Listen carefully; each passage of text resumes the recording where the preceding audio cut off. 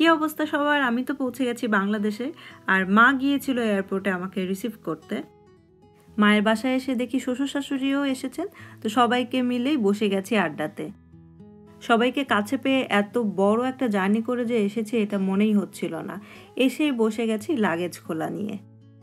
Perishable জিনিসগুলো আগে বের করে ফেলছিলাম, যেমন আমি কিছু ফ্রুটস এনেছিলাম আর চকলেট এই জিনিসগুলো বের করে ফেলছিলাম, কারণ যে গরম, আমি এসেছি -2 ডিগ্রি থেকে আর এখানে 26-27 ডিগ্রি, তাই ওইগুলো আগে বের করে ফেলছিলাম।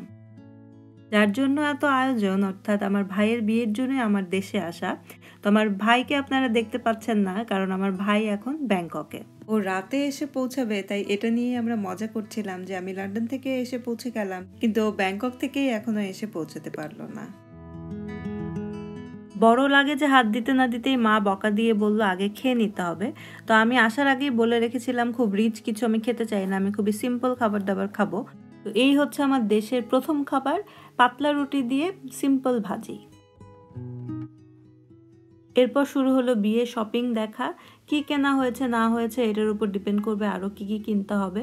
তো সেগুলা মা সব বের করে দিয়েছিল, ওগুলো দেখছিলাম। মনে হয় আমার ভাই চলে এসেছে, চলুন দেখা যাক কি অবস্থা।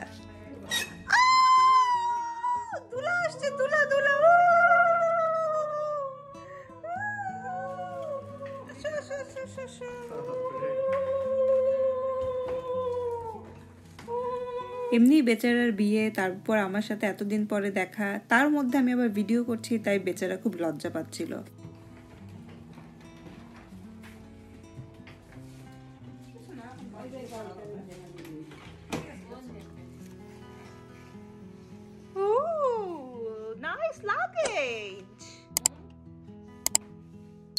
এটা বিয়ের লাগেজ, অর্থাৎ বিয়েতে বউকে যে লাগেজ দেওয়া হয় এটা সেটা, এই জন্য এটাকে ঢাকনা টাকনা দিয়ে সুন্দর করে এনেছে।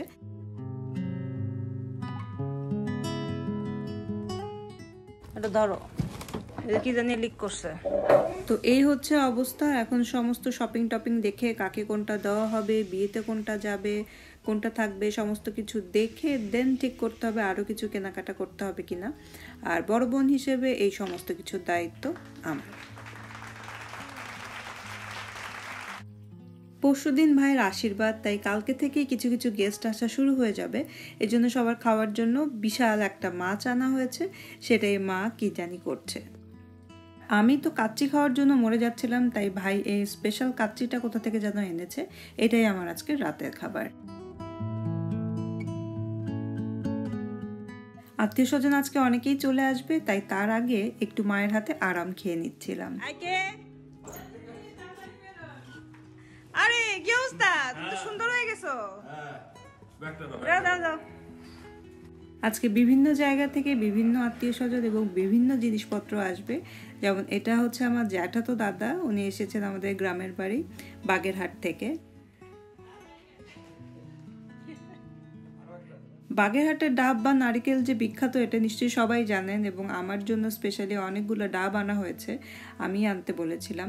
এর মধ্যে হয়তো কোনোটা আমার বাবার হাতের লাগানো গাছের ডাব। সো এগুলার সাথে আমার অনেক ইমোশন জড়িত। নেক্সটে রয়েছে এই দইটা কিন্তু এসেছে খোদ বগুড়া থেকে, আর বগুড়ার দই আমার ভীষণ প্রিয়। মামা বাড়ি থেকেও চলে এসেছে এক গাদা জিনিসপত্র। বিয়ে বাড়িতে যাবতীয় খুঁটিনাটি যা যা লাগে, চিড়ে মুড়ি থেকে শুরু করে ধান দুব্বা সবকিছুই চলে এসেছে। এত এত মিষ্টি মন্ডা মিঠাই, আর ওইদিকে খাটের এক পাশে বসে রয়েছে আমার পিসি, আরেক পাশে মাসি। আর কি চাই। রাতে মা আর শাশুড়ি মাকে নিয়ে গেলাম এক বান্ধবী বাসায় নেমন্তন্ন খেতে। বান্ধবী আমার এত গুণী আর এত কিছু যে রান্না করে খাইয়েছে কি বলবো, কিন্তু কপাল খারাপ, ভিডিও করতেই ভুলে গেছি। রাতে মায়ের বাসায় ফিরে কালকে ভাইয়ের আশীর্বাদের প্রস্তুতি নেওয়া শুরু করেছি। হালকা ডেকোরেশন আর একটু টুকটাক গোছগাছ করছিলাম সবাই মিলে। আপনাদের সাথে এখানেই বিদায় নিয়ে নিচ্ছি, দেখা হবে নেক্সট ভিডিওতে। ততক্ষণ পর্যন্ত ভালো থাকবেন, বাই।